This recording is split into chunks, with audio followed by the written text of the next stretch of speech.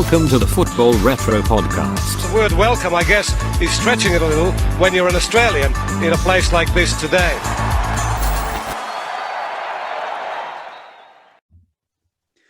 Hello and welcome to episode 44 of the Football Retro Podcast. I'm your host, Johnny, and today my co-host is Fatty with two special guests. How you going, Fatty? Oh, so I'm the co-host today. I feel privileged because co-host actually means something now. Usually you're co-hosting with three other people, so it feels... So it's just you today. How you feel special? How you going? I don't know, it's a bit of a catch-22 because I feel special co-hosting with you, but it's about something that's a bit painful. All right, we'll get into that in a second. David, welcome to the show. Hello. Would you call yourself a number one listener, number one fan? Look, I will say that I've listened to all of them. Whether I'm a fan of all of them is a different story. I would call him number one critic. I'm upset that I can't test the Darcy's memory. You might get a chance one day. You might get a chance. And we've got Ilya as well. How you going, man? Good. How you going, boys? Big Arsenal fan. Oh, yeah. I don't know if I want to be called an It's a bad time to do that. So obviously the reason why you're in the show, I'm not going to say you're the expert of Arsenal, but you're the founder of Arsenal Sydney, and you're the one that's getting all the Arsenal fans together to watch the games. Do you want to give us a couple of minutes spiel on how that started, how that's going, where it's at right now? Yeah, good. So Arsenal Sydney is the largest independent supporters club in Australia for EPL teams. And we started in, I think it was 2012. I've got a scarf here. Yeah, 2012. There we go. So that's an original Arsenal Sydney scarf that we created 10 years ago, nearly now. And there's a bunch of mates that just wanted to watch Arsenal games together at a pub. And we went to the commercial at Parramatta. Mm-hmm. And the guy says, yeah, man, you can have it. It's empty at night. So we had the first night, the opening game. We had 330 fans there. It was nuts. It was nuts. And they've got two levels. So it was like the Emirates Stadium. It was like the top level and the bottom level. And package and everything. So after the first year, we ended up getting an FA Cup final. So we organised this massive event. I think 600 end up turning up that night. I ended up flying to London to watch the game at Wembley. Wow. Texting me, fucking, I'm at the game and this and that, blah, blah, blah. And I was really proud to get a video after that. And it was very emotional because it's been 9 years since we won anything. And, every night turning up in the morning at the commercial at Parra, and I was living at Kingsgrove. So it was, 35-minute drive. But everyone just come out of all over, turn up to watch this game and actually be part of something. That's what it was. And then at the same time, Wanderers had started. So we were all in the RBB and no one was really wearing Wanderers. They were wearing Arsenal United shirts, little shirts. So every Arsenal shirt, I'd say after the game, come to the commercial. So we got a whole bunch of us that did both games back to back for like at least 2-3 years. It was awesome. But things changed after that. We left towards West Club and then we got into another FA Cup final and we had 1,000 there. It was nuts. Golic was there and a couple other people for the Wanderers, admin team. Debbie Spillane for ABC. Tara Rushton came a couple of times from Fox Sports. Carly Adno from the Daily Telly at the time. So it was just a great thing that everyone was just up. The other thing it did is it got people to talk about football. So rather than just being on the internet, we actually did debates on stage. And we debated about Wenger. Funny, we're talking about Wenger against should he stay, should he go? And this is people that write about it professionally. So how many years did you have that debate for? That was live on the stage at West's Ashfield. Probably had about. It was before, maybe before a North London derby. Yeah, but it was probably 2 a.m, man. Yeah, so but it got pretty heated because I had to respect obviously everyone's opinion because they were all people from the media, right? So ABC, Fox Sports, and Daily Telly.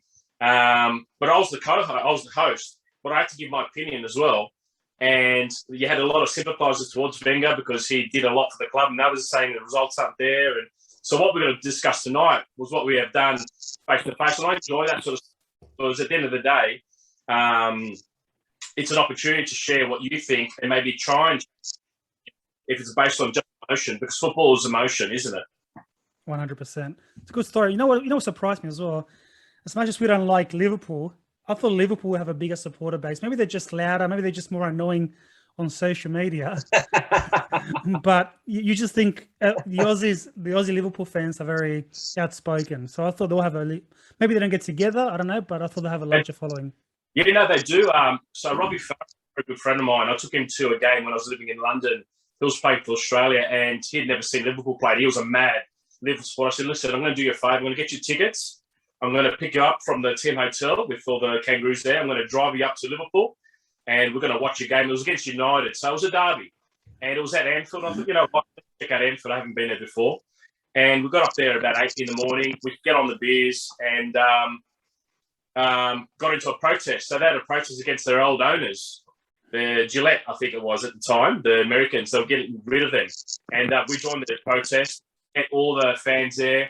I wasn't a Liverpool supporter, but from a football point of view, it was amazing to see someone so passionate wanting to actually make the effort and get everyone else's story on the club, because they were in turmoil at the time.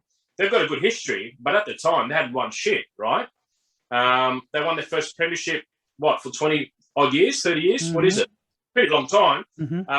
Won a lot of the league over that time too. So that's what they're saying, this is enough for us. But Liverpool, there's a lot of Liverpool supporters because Craig Johnson played for him in the 80s. Yeah. No one from Australia played for Arsenal, you know what I mean? No one from... Well, I mean, Chelsea, did they have any Aussies that we could back? I don't know.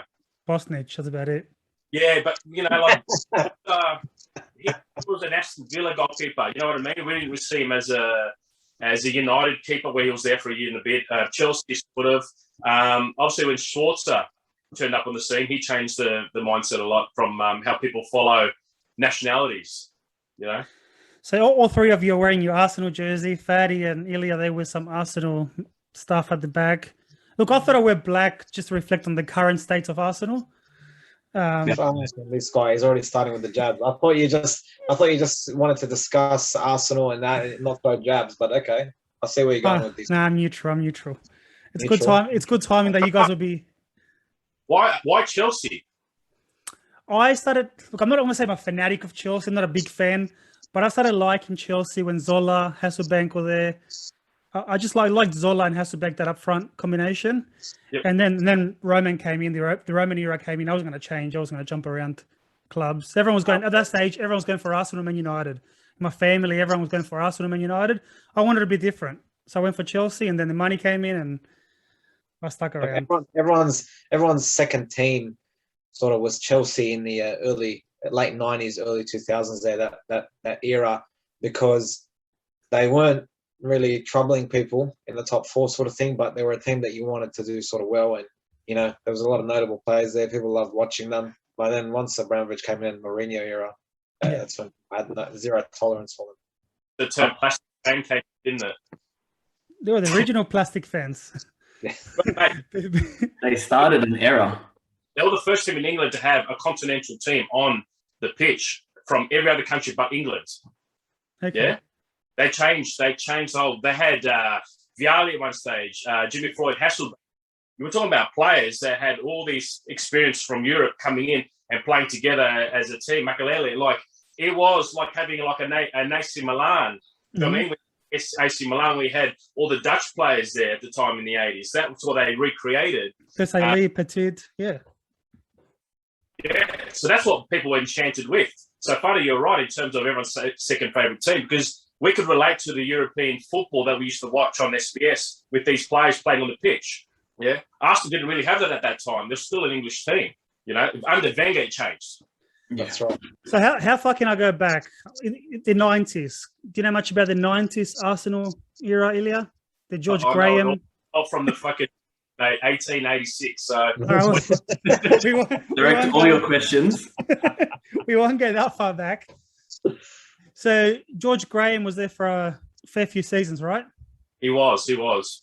GG, yeah. Look, George Graham is someone that I consider probably one of the greatest managers Arsenal's ever had with the Yeah.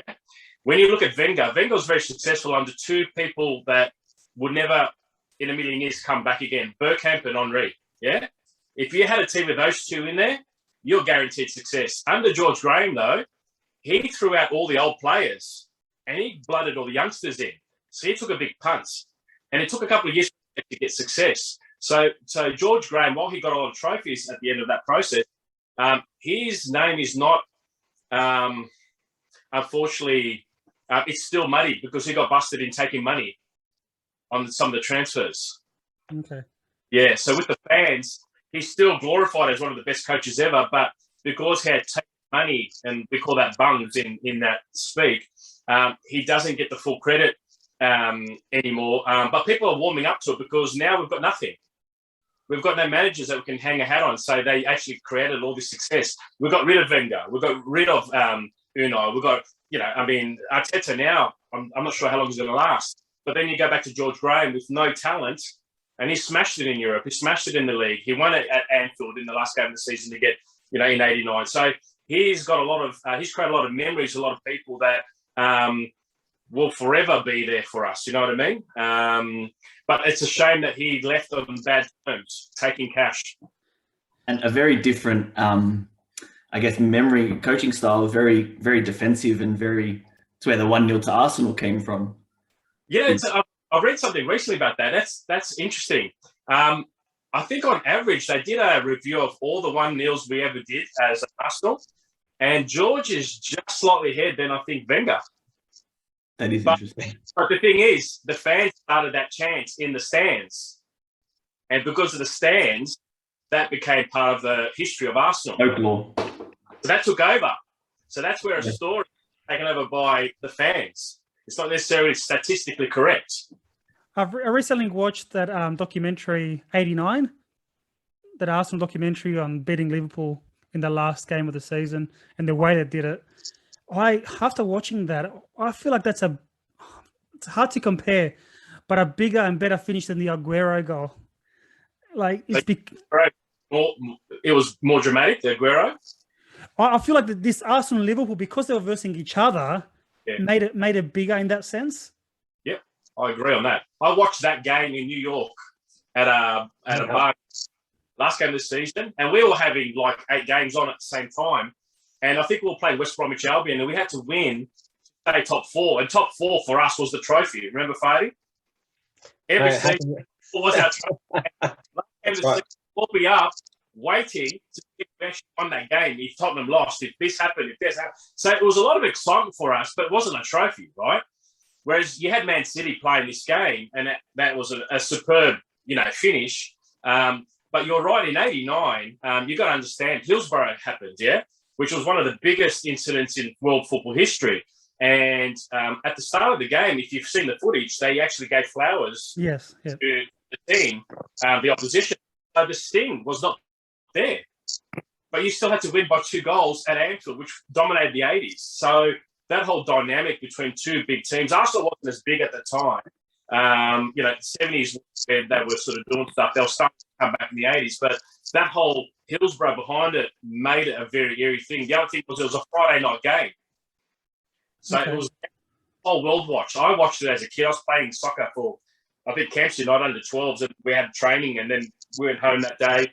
And I think it was on Channel 9, really early in the morning. And so the whole world was watching this last game of the season, and that's what created, I guess, the EPL's mystique, that the whole world's watching one game to see who wins as champions.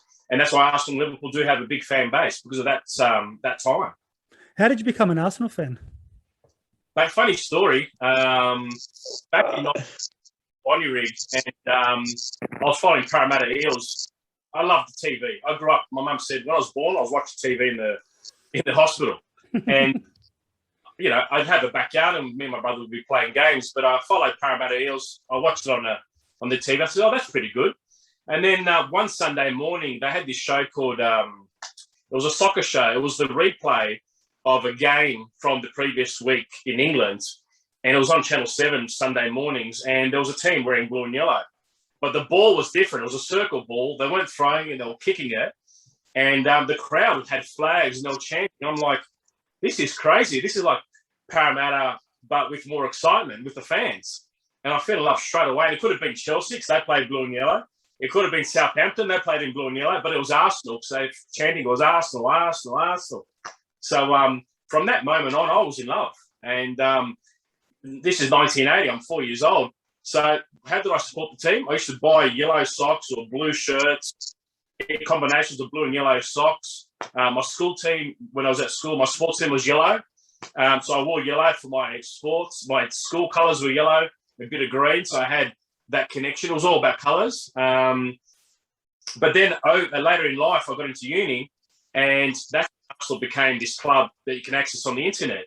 So 1994, I think, not Google, it was just, I can't remember what the app was, and we were just checking Arsenal.com all the time, and there was a whole bunch of different blogs at the time, and I thought this was the greatest thing. And there was no real supporters club at the time either.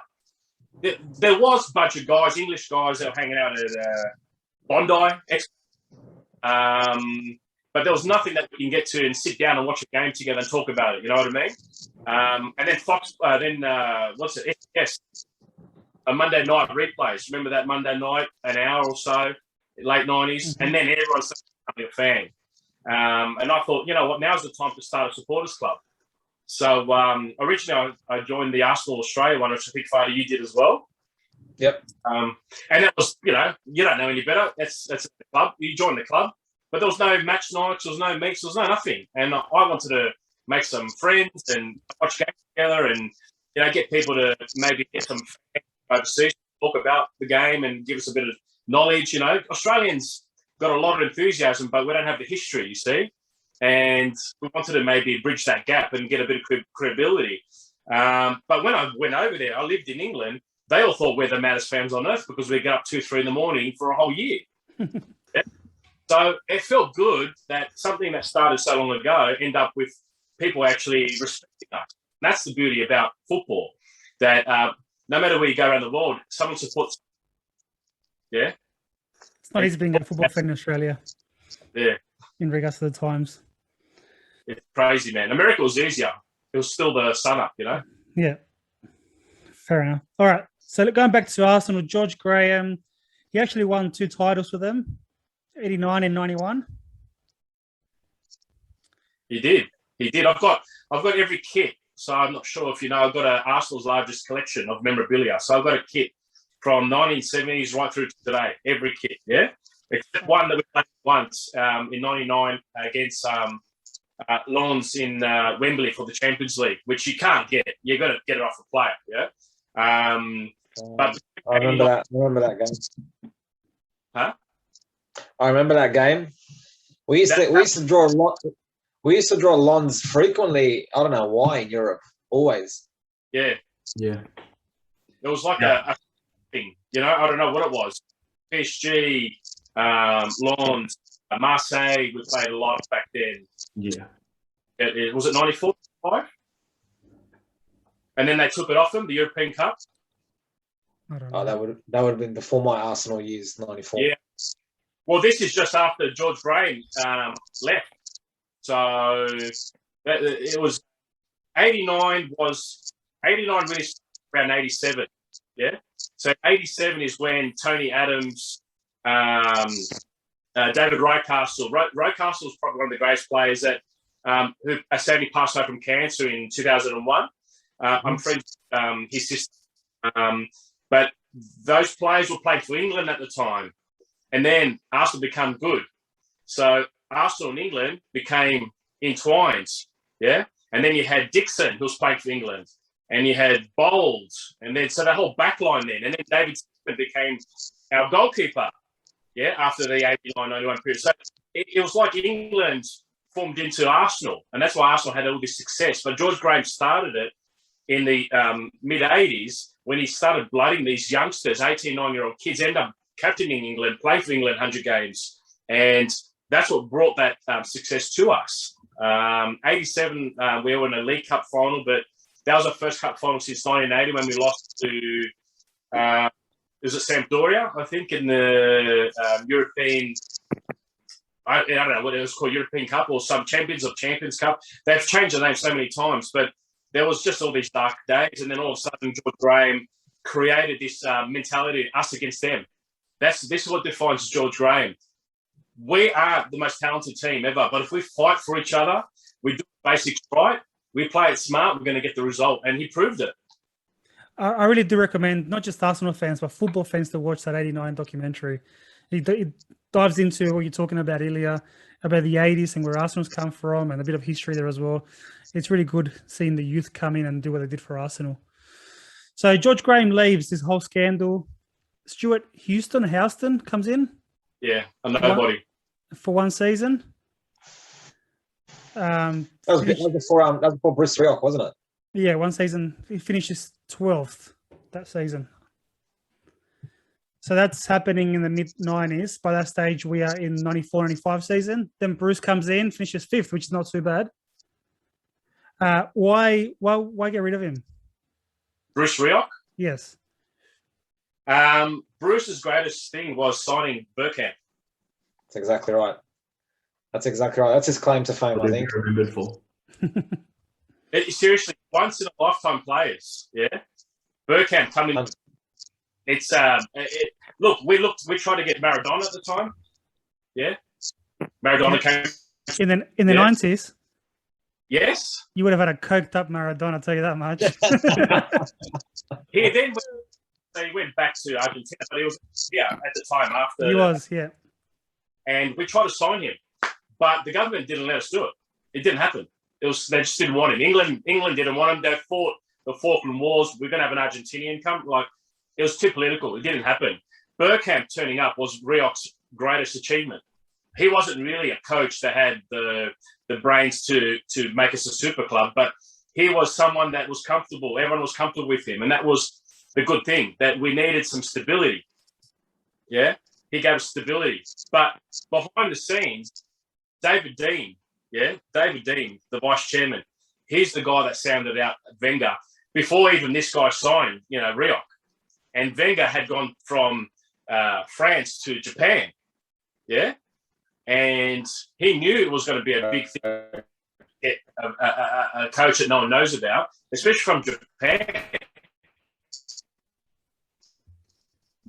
What success does Japan got to do with England? England is the centre of the universe to English EPL fans, right? Mm-hmm. So he had behind the scenes wanted to get Wenger before he signed, knowing that what he did at Monaco, was going to be something that Arsenal can actually do. And also at the same time, Dean also saw that the market was changing in terms of TV rights. Okay, so he's a bit of a for that and becoming this world power through TV rights, and also recruiting French players really cheaply.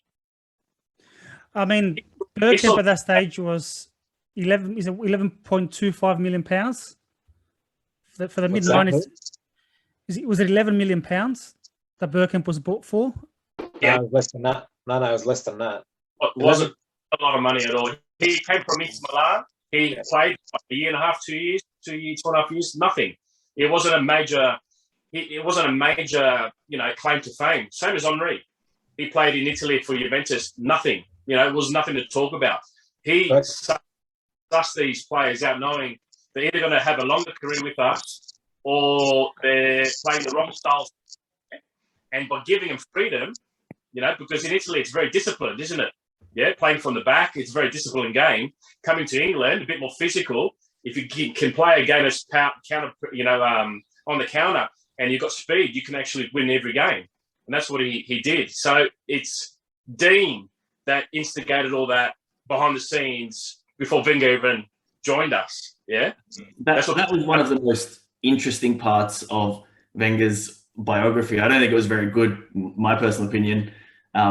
Not like any of Alex Ferguson's, but it was interesting that when he went from Monaco to Nagoya and then holed up in this little unit watching film after film after film, and having borrowed Primorac, his assistant coach, for a very, very long time, and turning down Arsenal, knowing that he wanted to give Japanese football a go and then transform the club there in 18 months, knowing that offer was probably still on the table. I think that was very interesting to note, that he went to Japan knowing he was going to go to Arsenal, before he went. Yeah, because he came with no reputation, right? The first thing that they printed in the morning was "Ask and Who." That's classic line. Ask and we are Arsenal. You know, we're the Bank of England. You know, we've had coaches right from Chapman. So Chapman in the 30s, and that's my idol. So if you want to talk about Arsenal foundation, Chapman was one of the world's first coaches to create formations, WM formation, which the whole world did. He created the whites, which I owned the first shirt in the Arsenal Museum on the back of the captain's back that day, so 1933. And he created that to differentiate us from Liverpool and other teams that wore red, so we'd have to pass the ball to the opposition. Yeah, he was way ahead of his time. The Champions League, he created that idea. Yeah, it didn't happen for another 20 years after he died, and then Real Madrid won 1,000 of them. But Arsenal was the golden team at the time. We had won so much in the 30s. If you talk about managers, we always had big managers. Wenger guy, so he's from France. English and French don't get along. He's in Japan. Japan is not on the radar for anything football related. And he's rocked up with, Arsenal fans who have just had George Graham, who are going to die for Arsenal, have won trophies, gritted. We've got half the Arsenal back line that's in the English team. And this Wenger who guys turned up with glasses. And he looked like the professor. He looked like a teacher, school teacher, I think. So it was a big move. But Darren Dean, his son, I'm in contact with his son, so Darren, David Dean's son, and they're a bunch of willers and dealers. Yeah, these guys are willers and dealers. They when they want something, they will get it. They will get it. So you know that it's going to make sense, but it's going to cost. This is the problem we've got right now. They were willing to pay the money for things then, yeah? Right now, mate, we're throwing money at things that aren't even worth it, yeah? This is the problem we've got right now. I genuinely believe our biggest downturn occurred when David Dean left. 2007, the moment that man left the club and Wenger's right-hand man left, that's where we had problems. Because Wenger was then on his own up against the board.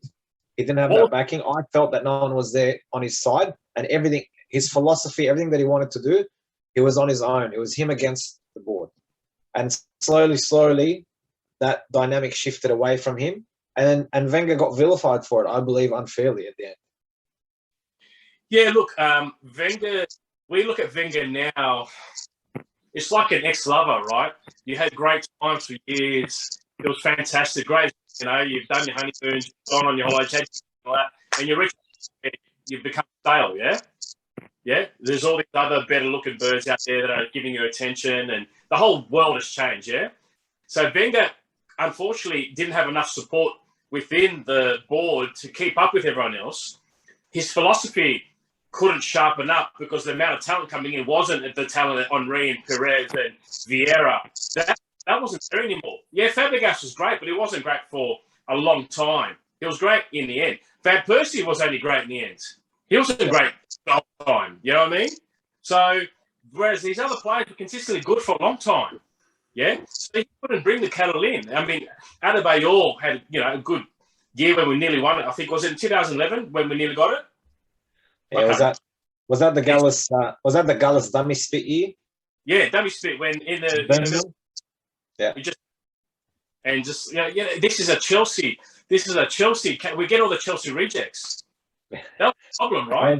That was the last real opportunity we had to challenge for a title. You're talking about 10 years ago. Man, come on, we had it, but we just didn't have that that those previous players had. The Bergkamps, Henrys, the Coles. Even Ashley Cole went to Chelsea. He was a CUNT. He was a cunt on that side. Yeah, he wouldn't let anyone pass. Yeah, we didn't have that anymore, man. They were soft. These footballs were soft. That era had changed, and you mentioned players like Ashley Cole and players that have that tenacity or that mongrel in them that fought for Arsenal. Another player that doesn't get much recognition, but I love that he had that tenacity about him. Lauren playing at right back when we signed him from Mallorca. in 2007, I think it was, or 2006. Wenger signed him for peanuts. No one knew who he was. Cameroon international. No one heard of him. The man was an animal. Played as a right midfielder. He was bombing up and down the side. He was a machine. He was our penalty taker. The man could hardly put a foot wrong, and he had that aggression. You saw that in that game against United. During our unbeaten run when Van Nistelrooy missed that penalty in the last minute, hit the crossbar, and to show you that those players cared for the club that they played for, they went and straight away they were on top of Van Nistelrooy, all over him, because they felt that he cheated or he dived to get that penalty right to death, and that's how angry they were with him. But that's a long. We're very, very far gone from that era, I believe. It's very, very sad. I think football's moved from that era. I mean, you think about Arsenal and Manchester United in the early 2000s, and there's one main rivalry that stands out with Vieira and Keane, and you just that wouldn't exist anymore. The last thing that I can remember where Arsenal had that was Diego Costa and Gabriel Paulista. Do you remember when he got sent off? And that was child's play. That was child's play. It was pretty much a season that they had a tiff whenever they played each other, and it was the end of it. So it's nowhere near what it was. It's not the same. But back to David Dean and how Arsenal got. I genuinely, I know you're looking at it like, sort of in hindsight. You can look back at him with rose-colored glasses, so to speak. But I think he was also hung out to dry a little bit. I don't know. That's my personal opinion. I feel a little bit that he got hung out to dry, not because Dean did it. Dean obviously left for those reasons. He might be able to elaborate for us. But I think the board just started to shift, and the mentality didn't align. It just wasn't there. Yeah, they weren't happy with where he was at. They weren't going to let him do what he wanted to do. And it became more a business thing for them and what they could get out of the club. Yeah, look, Wenger made all the because they trusted him. He kept on getting the money in the door, right? So David Dean, the story behind him is he had shares that he bought, and he ultimately sold his shares to Usmanov. And Usmanov ended up getting a big stake in Arsenal, but didn't get enough to actually be the majority shareholder. So Kroenke then bought out Usmanov, and that was the end of that. So you could see the writing was on the wall. Also now have we had three people now that were in a head of football type role? So we had the Mr. Lang guy, yeah, that's now back in Germany and he's finding 19. Yeah. Their team is on fire and he's paid like, I don't know, 20 million euro for the whole squad and they're on fire. So Mr. Matt's gone. Then you had the Raul dude came in that was just doing deals with big super agents. So dumping us with big wages, mostly from Chelsea. Yeah. And you've got Edu. Edu. Yeah. Who's also doing the super agent stuff. Yeah. We don't have any scouts anymore. We had scouts back then. Wenger had scouts. So in South America, we had scouts looking at kids on the field, man. Yeah. Under 15, 16s, yeah. So this kid's got something. We had all those. Then they collapsed it all. They all brought it in-house. They paid someone a lot of money to do that job. Wenger couldn't work on that basis anymore. Gazidis found it more of a commercial approach rather than letting Wenger keep on with that philosophy that worked. Yeah, try and find them young and, in Africa and in France, because they all can't play for United. They all can't play for Chelsea. They all can't play for those, super clubs, Real Madrid. They need to start somewhere. And if they want to, Mbappe was going to play for Arsenal, Ronaldo was going to play for, he was. I think we could spend half an hour just talking about. We could have a whole episode about who was supposed to play for Arsenal. Dude, but this is very influence, right? So when the club was in a new sort of shareholding and the board wasn't any more of a family club, and Wenger had no more ultimate power because he's building a stadium now. Yeah, he's no longer a football manager. He's building a stadium now. Yeah. That's his focus. Yeah, he had to pay Henry $5 million to play in the first season of the new era. Henry didn't want to do it. He wanted to go. He was going through a messy breakup with his missus, and he wasn't seeing his kid, so he wanted to go to Barcelona. after we lost that Champions League final, he had to pay him $5 million to open the new stadium and have a year of him. But by then, Henry was gone. Henry's heart was gone. It was finished. And then went to Barca. He got his flair back. But that was Wenger trying to keep things together to try and get as much history stayed in the club so they can bring up the youngsters. That's when Fabregas then came up. Fabregas played during that era at Highbury the last 2 seasons as a big player. But then when he took control, and that's when he dominated. Yeah? And that's when Van Persie up. But it was too late now. It was too late. That whole history had gone. So Wenger was loaded with too much expectation without enough support to actually deliver on that. And as fans, what do? We haven't touched anything for a long time. Yeah.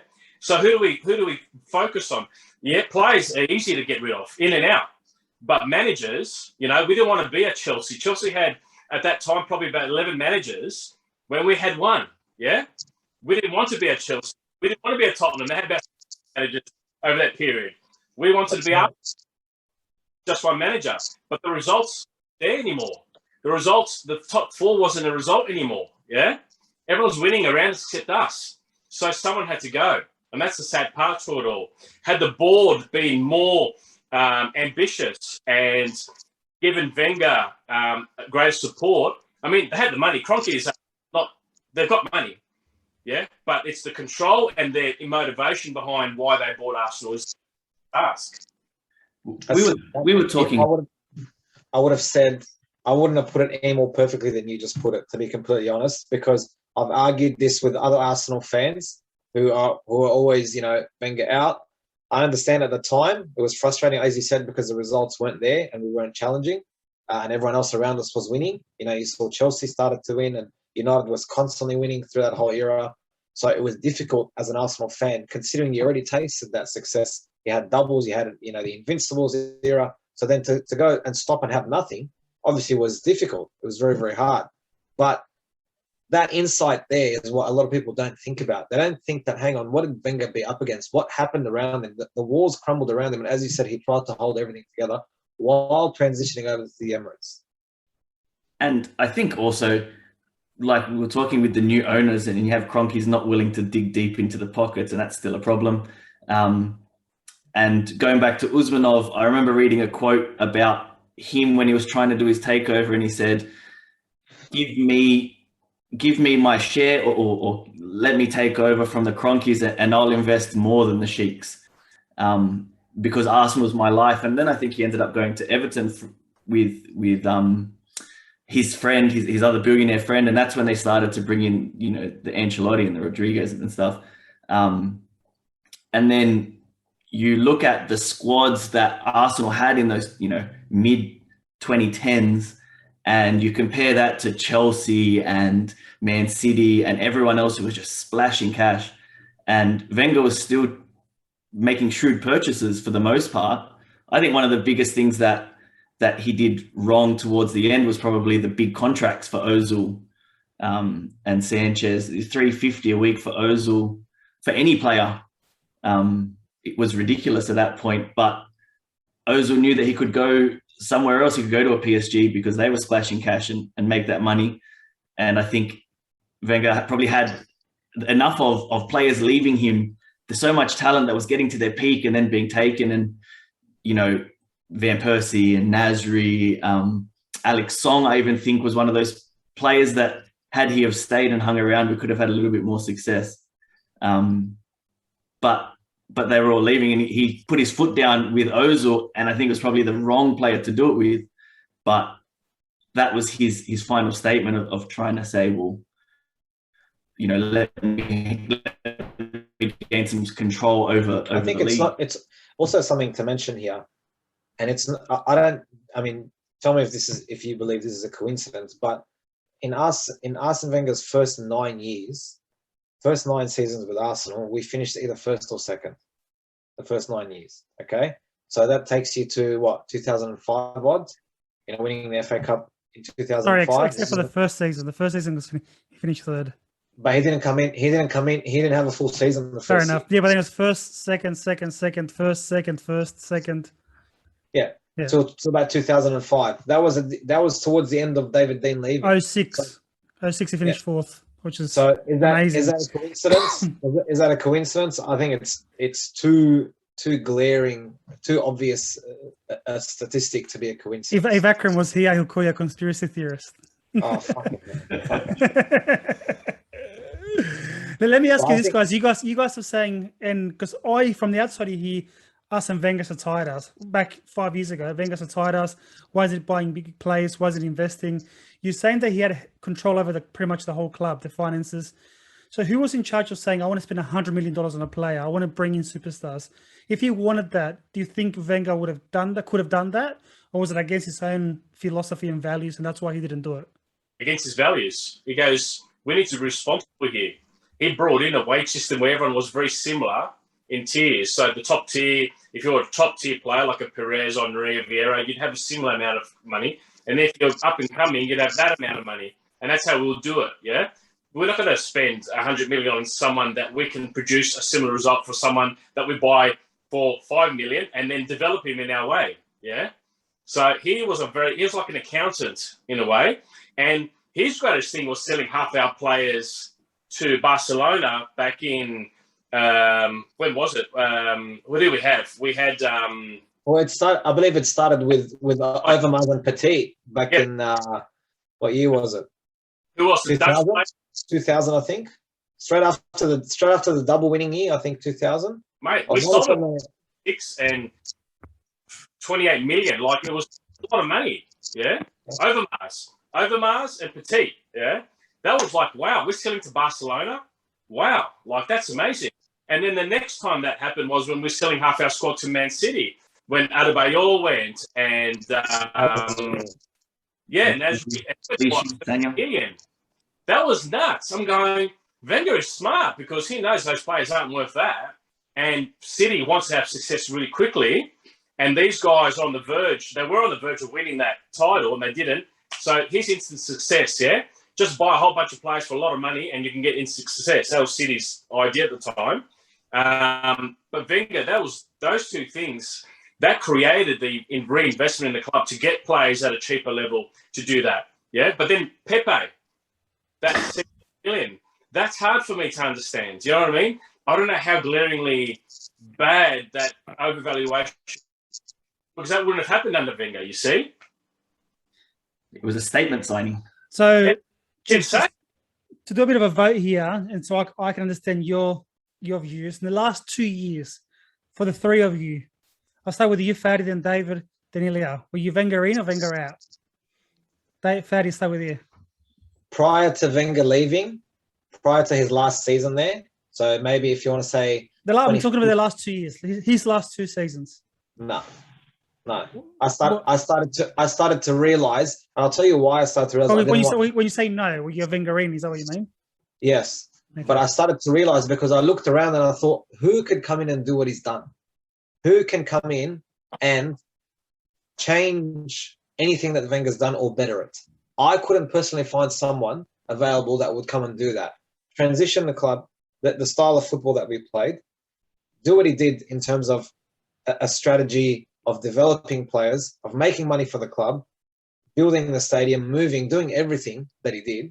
I couldn't see anyone. So whilst I was frustrated with the results for the years leading up to his final year or two, and I was at times thinking, fucking hell, I'll just replace him. When I actually thought about it, and his last 2 seasons, as you're asking, there was no one that could.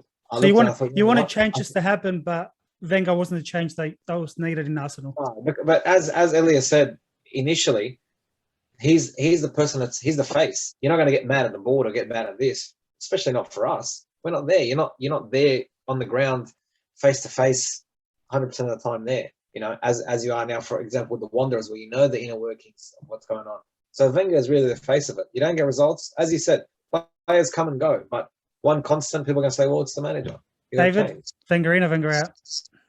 I was like Fatty. I was bouncing around. I was probably more in his last maybe 6 months Wenger out, if I'm being honest.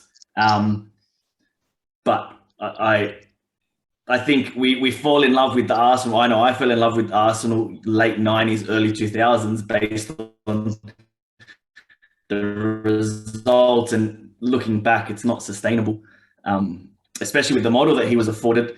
So you thought about Arsenal, you thought about this really successful club. So fourth became this trophy became an ongoing joke, and it just got frustrating, I think.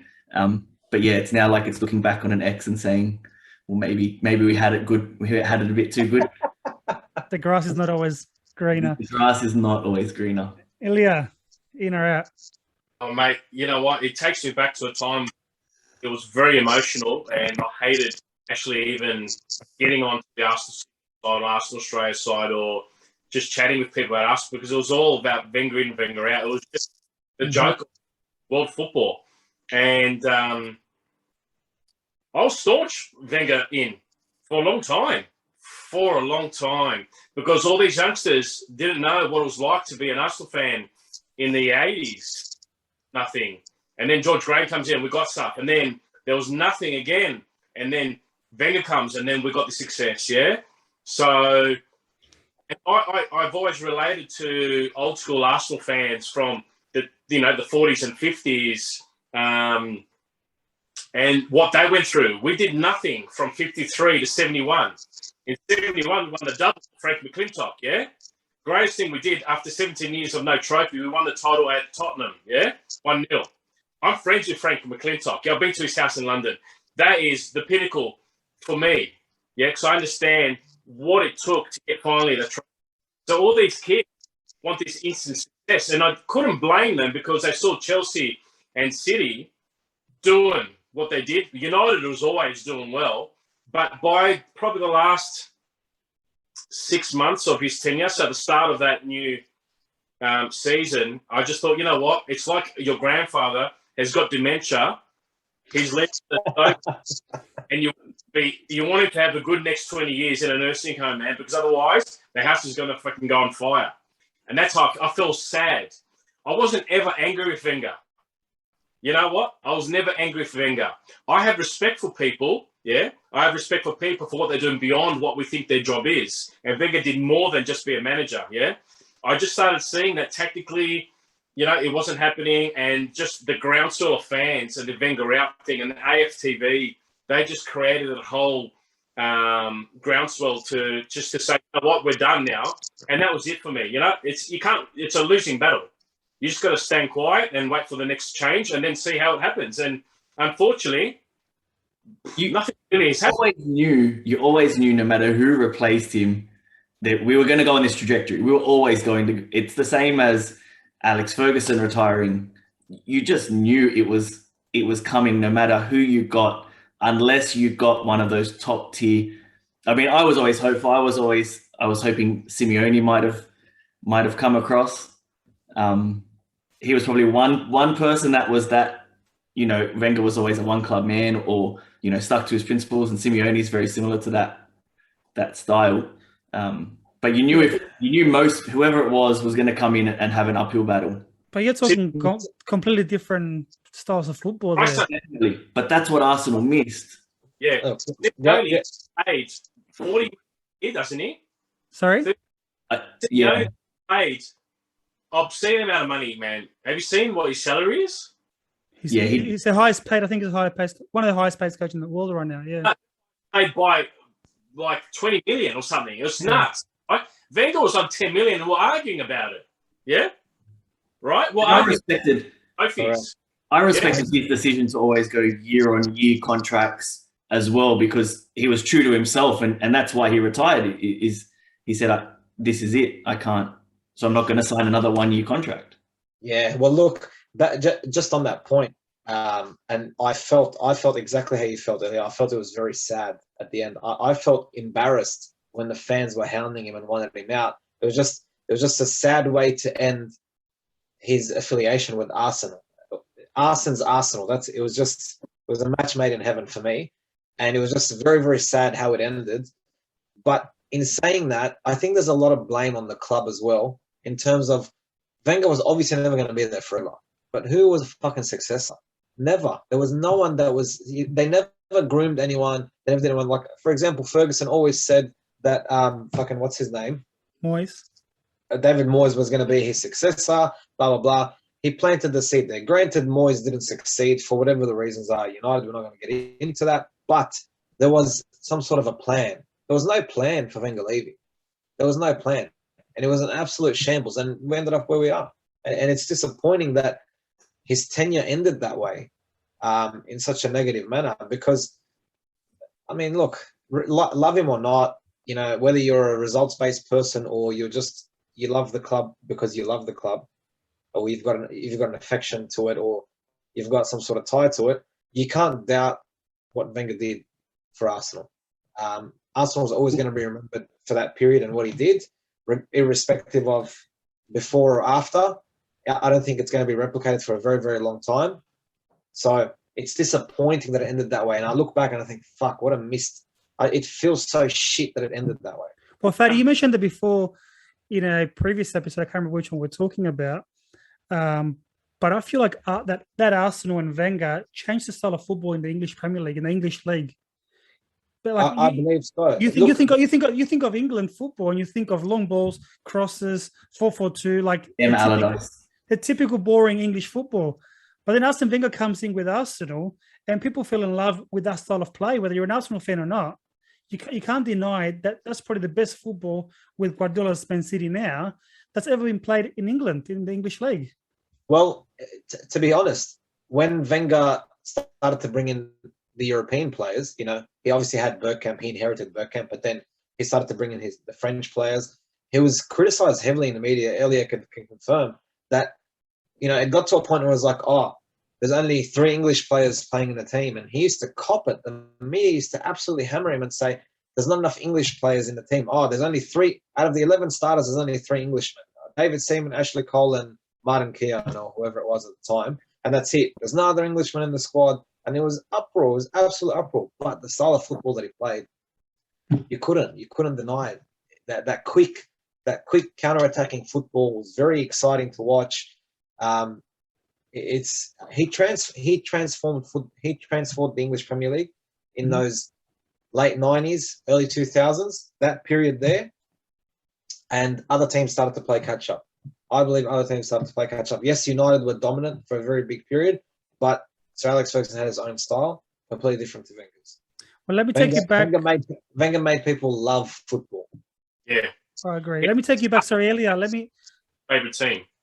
Let me take you back to when Wenger came in. I want to talk a little bit about the Wenger Revolution. So what impact did it have on Arsenal? Early to mid-90s, there was an Arsenal. Then Wenger came in. What impact did it have to the club, to the fans, to the media around his coming into English football? You spoke a little bit about where he was coming from, but once he was at the club, how did he go in that first couple of years? He won the title in his first season, man, the double. Like, he came 97, so he finished the 96-97 season. He was there, I don't know, 7 months or something. Mm-hmm. And then the following year, 97-98, he did the double. He won the Premiership and the FA Cup. That's unheard of, right? Unheard of. Like, I'm not sure how people judge success and how they feel success. Like, Guardiola spent $1 billion since he's been there, yeah? All right, and finally, they're getting some titles, but have they got the Champions League for that money? What's the sign of success for $1 billion? You'd think the highest. Yeah. Right? Wenger, new to the country, unknown in the football world. He's French, yeah, in England. The French in England have been fighting wars from day one. He's got to win over culturally a country, yeah?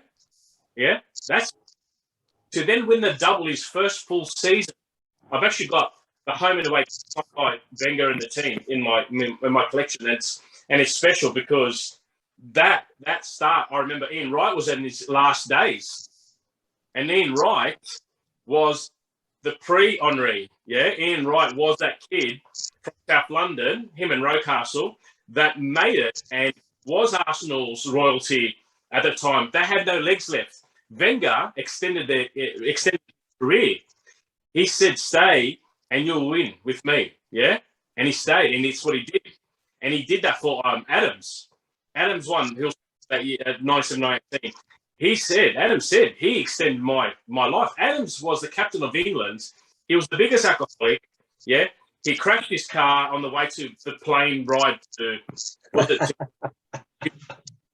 yeah, he had glass in his head when he walked onto the plane. He went to jail.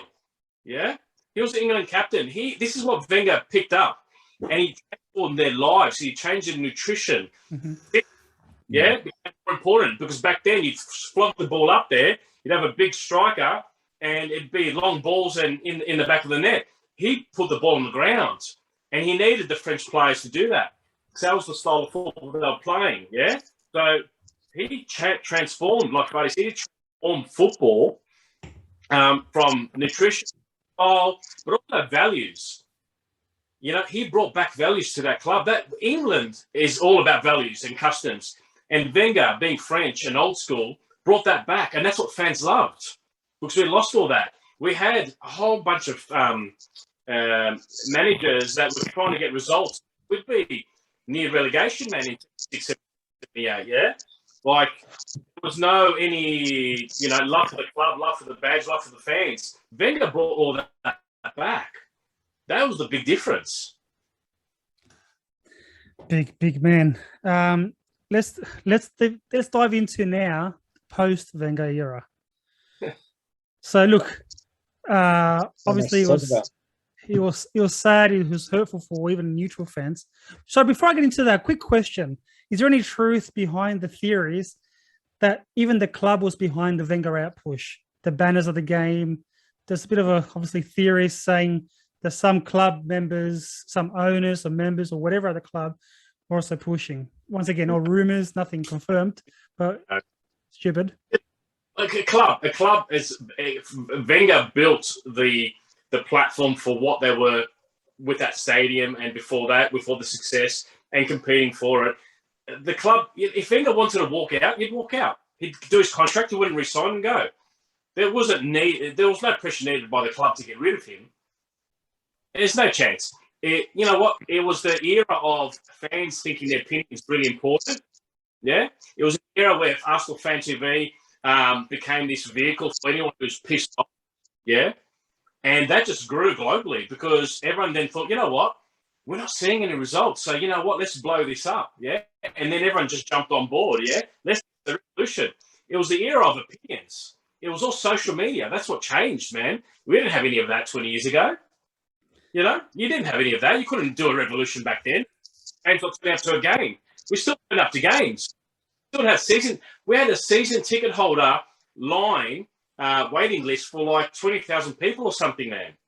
Wow. Even if you renew your membership, it's still someone waiting to pay £2,000 for a season ticket. Yeah?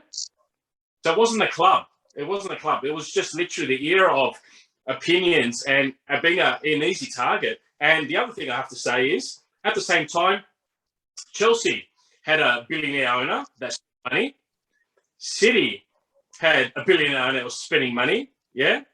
United got the Glazers, who were billionaires and was starting to spend a little bit of money. Usmanov went over to Everton, who's a billionaire, and they're building a new stadium. They've built a new training ground. They've got Ancelotti on board. Like, they made moves. But here we are doing nothing. Yeah. So the whole world at the time was changing very quickly, and we weren't. So the club literally went with the pissed off fans. They just jumped ship. They just, there's no chance that, he's still a consultant to the club. I'm not sure if you know that, Fadi. Yes. Yeah, he's still a consultant to the club. Should he have a bigger role though? But the thing is, I thought, and this is what I truly believe, if Arsenal was smart, they would say, Arsene, thank you for your time. We're going to put you in a head of football position now, yeah? You're going to sit on the board now. You're Arsenal through and through. It's in your blood, yeah? Forever you're Arsenal. We're going to put your brains now into the club to help groom the next coach, the next philosophy, where we need to get our next players from, yeah? We didn't do that. That was our mistake, yeah? And that's the problem. And that's the problem that I'm saying. There was no post-Wenger transition. There was no plan. They didn't say anything. Obviously, his time was going to come up at some stage. He wasn't going to stay there forever. But they didn't plan for anything. Like you said, that would have been a fantastic move. Mate, Everyone thought that at the time. Wenger's now that person that goes into football, that sits on the board, because he's got all the values of the club. He's got the success there, and he can actually play that role of support that he didn't have. Yeah? He can then create that. That was the motivation. But you know what? We just stuffed it. We stuffed it, and we're going to pay for it for a long time now. I'm telling you, this is not an easy fix, man, because everyone's gone so far ahead that whatever we do, whoever we find, the game has changed, man. The game has changed. There's no way that City's going to stop what they're doing, yeah? There's no way that Chelsea is going to stop what they're doing, yeah? Lukaku's back. They got rid of Lukaku when he missed that penalty, if you remember, when Mourinho was the coach. When he missed that penalty, was it in the Community Shield? I don't know, but they should have never got rid of Lukaku.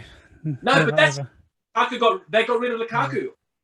He missed a penalty I'm pretty sure it was in the Community Shield or some shitty game beginning of the season, and Mourinho said he's out. That shows you that Arsenal will go for years trying to prove themselves right, whereas other clubs will change managers like that and bring in a whole squad because they've got the money and they just do that. So we need to find a balance. So obviously, like David said, it was hard to fill Wenger's shoes. Emery came in. Why him? And how do you think he went? Anyone? I'll just jump in because when Emery was touted as the manager and ended up coming in, I'm like, number one, who the fuck is this? Right? I'm like, what the fuck is it? Like, for me, anything after Wenger, it needed to be something of the same stature. Wenger was courted by Real Madrid endlessly. The amount of times that they tried to poach him and bring him over and he never left and said no. So for me, it needed to be a manager of that caliber.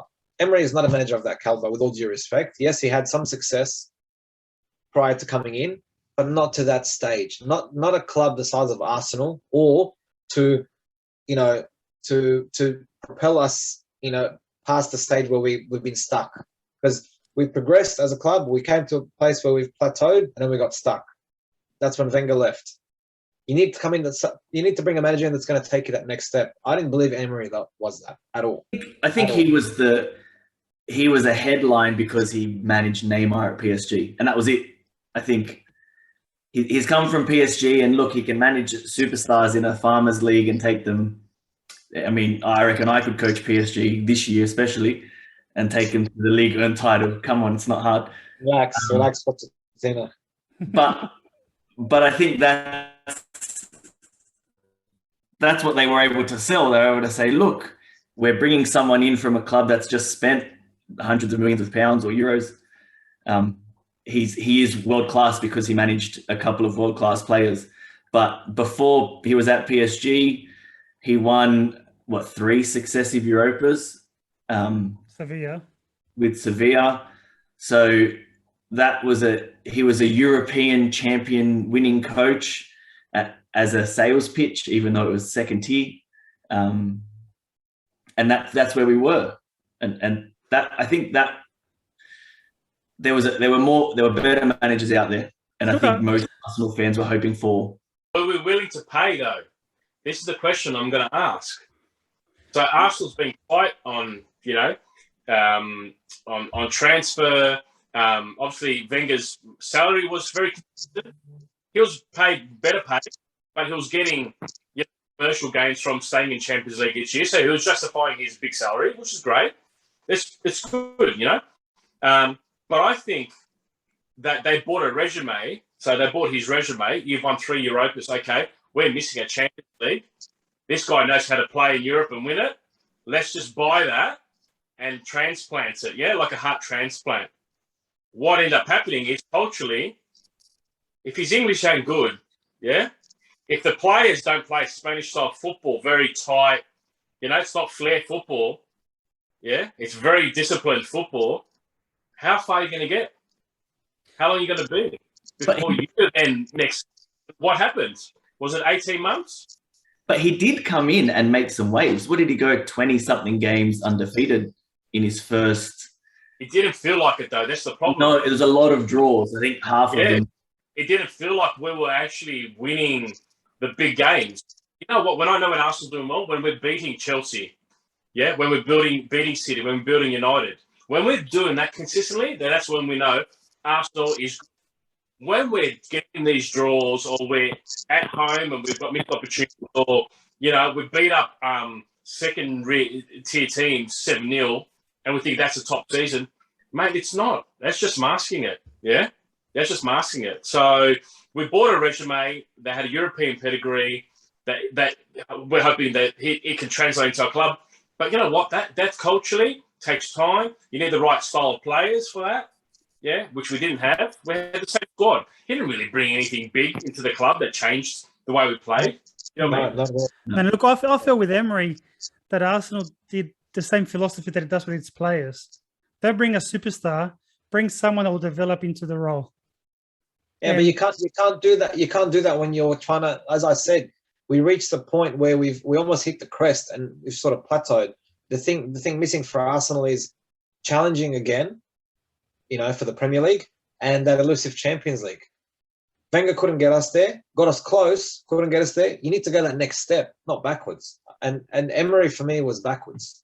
If Emery was backwards, I need to be a statesman style manager, but that's the one that I thought we should have gone with. Yeah, Sorry, level. Yeah, that same hit. Ancelotti. Yeah, absolutely.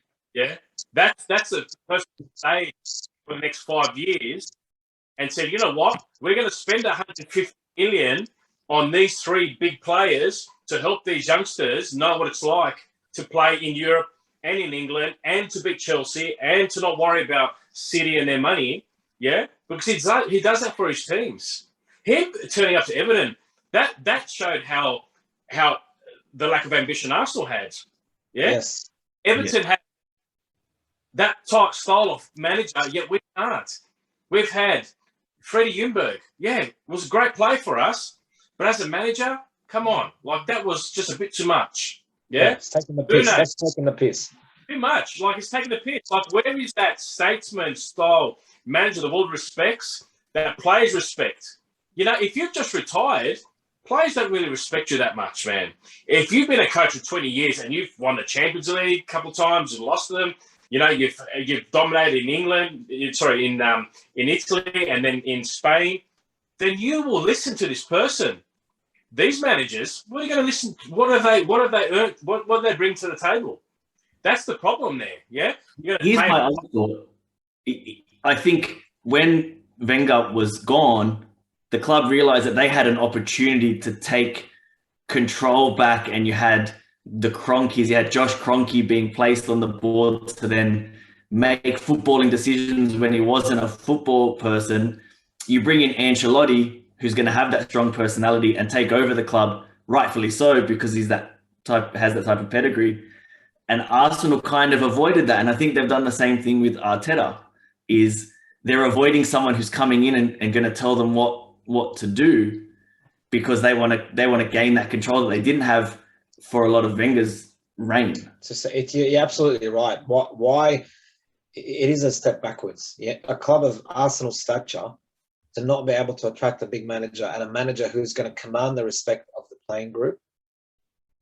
We don't have that. No one that's come in has done that, and definitely not Arteta. What's his claim to fame? That he was assistant manager to Pep at Man City. Means jack shit. Obviously, look at it. What's he done? Is he trying to play like Man City on a third of the budget? Died for Wenger back then. Yeah. How many players would die for Arteta or for Freddie or for United? None. How many players would have died for George Graham? All of them. Yeah. So Wenger and Graham, yeah, they would have died for them. Yeah, because they all come back to the club because he created that for them. These ones, there's no connection. There's no, I'm going to invest my life in you to know that we're going to make something special here. That's the problem. There's no respect there. If you bring an Ancelotti where the world football respects, someone of that stature, even Klopp we talked about at the time, coming out from Dortmund, yeah?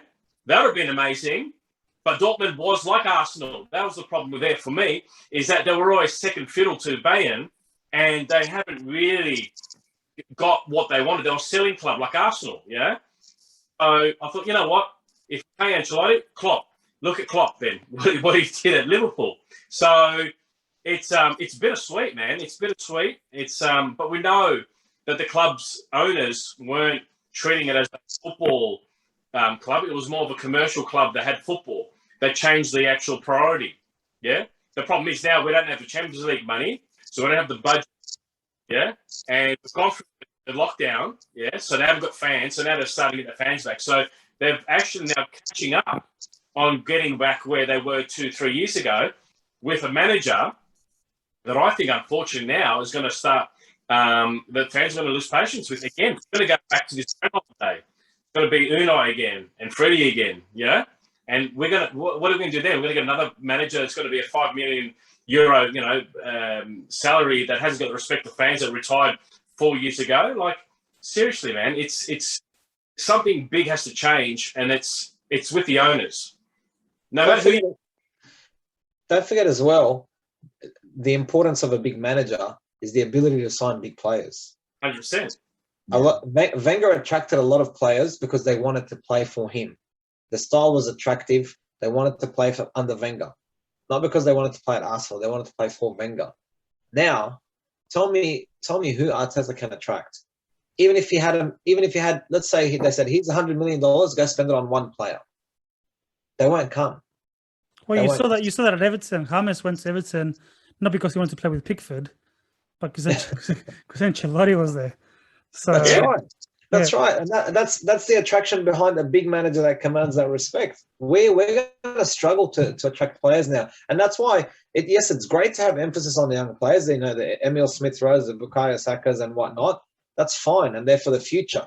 But who's around them to bring them up? The burden is on those players. Yeah, they're 5-year projects. The problem. 100%. So let me ask you the last question for tonight. I'm a football fan before I'm a Chelsea fan, right? So we want to see Arsenal do well. We want to see them compete again.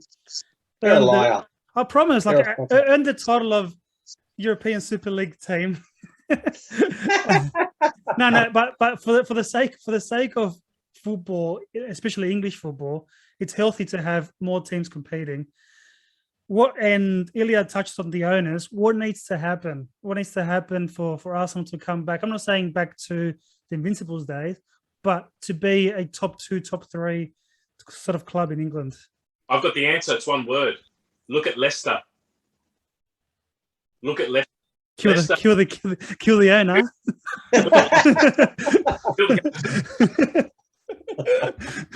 Honestly, Leicester don't have the budget, have got scouts everywhere, like what we used to.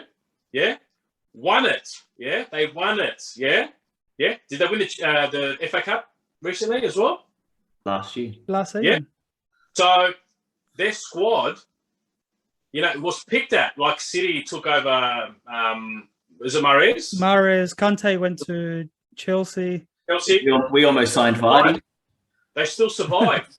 That shows you that you can actually do it, yeah, if you've got owners that actually back the system, the philosophy, which we had, yeah. Leicester is proof, yeah. But I think that year was very defining for us when Leicester won the title. We came second, exactly. And we were probably 10 points behind, but every other team was in transition. Man U was still down. Liverpool was still on the beginning of the Klopp project. Chelsea was probably on their 17th manager of the season. And I think Pep had just come into Man City, or he was maybe 1 or 2 years in. And I think looking back, one of the biggest things, because we drew double digits games that year. And I think one of the biggest things that happened was the Cazorla injury. He got injured that traumatic injury right at the beginning of the season. And that would have changed, I think, a lot of Wenger's legacy. But why is it one player every year? It's the end of our who's the striker? The Brazilian from Croatia.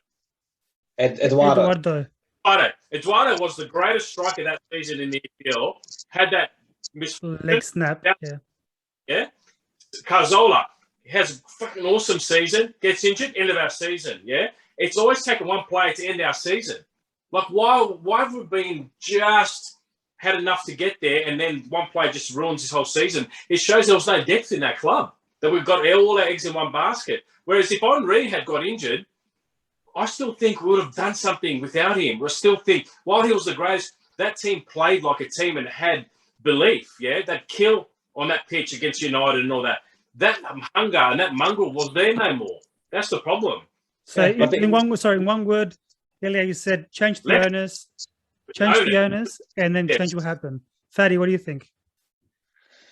I don't think the ownership's going to change. That's a sad thing. Whilst I agree with you that Kroenke has too much of a stranglehold now, being the sole owner, he pretty much has suffocated that club. I don't see that changing. Obviously, the rumours recently, the last year or so about Spotify and all that shit, I felt were a bit far-fetched, to be honest. The only time they got a little bit of credibility was, when you had former players talking here and there.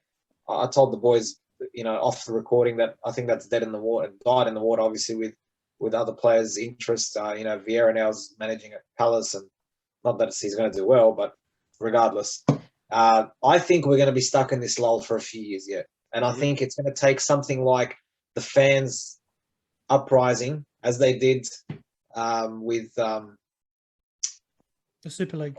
Was it? With the Super League stuff, for it to actually change, for Kroenke to realise that he's either got to put up or he's got to sell and shut up and leave.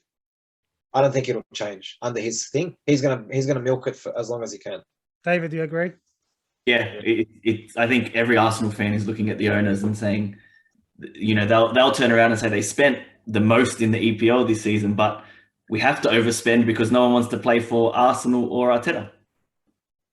Ben White for 50 and Varane for 27 or whatever, but Varane would never come to Arsenal unless we paid him $1 million a week. That's a fair point. It's been a good. That's right. We're not competing. If we have a chance to win something, people will come. Yeah, but we're not competing. We're not close. We're not in the top four. We're not. That trophy we laughed at is no longer there. we should have taken that 100+ mil and paid a manager. That's what we didn't do. That's exactly right. 72 on Pepe. We could have done that on the manager. Yeah. All right. I'm going to ask you one last question here. You just reminded me of something. One last question. No backstory, no explanation, no justification. Fuck, why are you so fucking brutal, Johnny? Because I'm cutting it here, right? Arteta leaves tomorrow. Who would you sign? Give me a name. Who would you sign as your next manager for Arteta? I know you had an answer before, Fatty. You've said it off camera last week, I think it was. What? You remember the name that you said? No, I don't actually.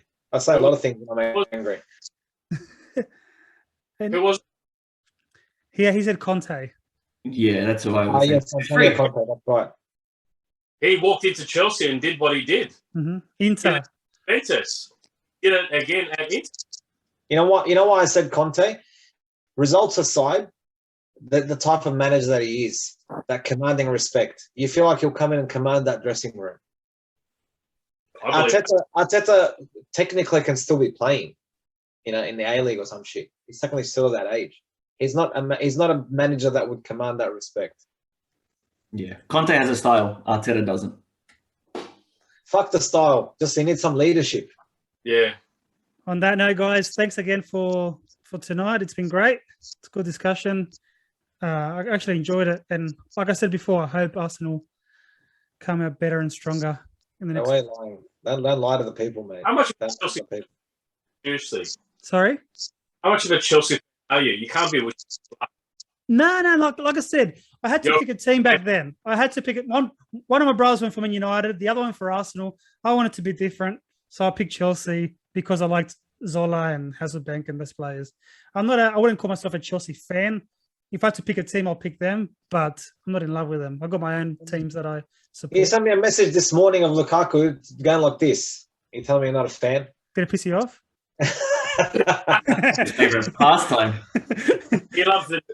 He loves it. Exactly. I should have pulled out of the podcast tonight then. Fuck you. I like shit story more than I like Chelsea. But Fatty, if you pulled out, then who's going to do Axe line right now? Fuck, I'm not doing it. Fuck yeah, Akram. All right, guys. Thanks again, and we'll see you guys next week. Thanks, boys. There you go.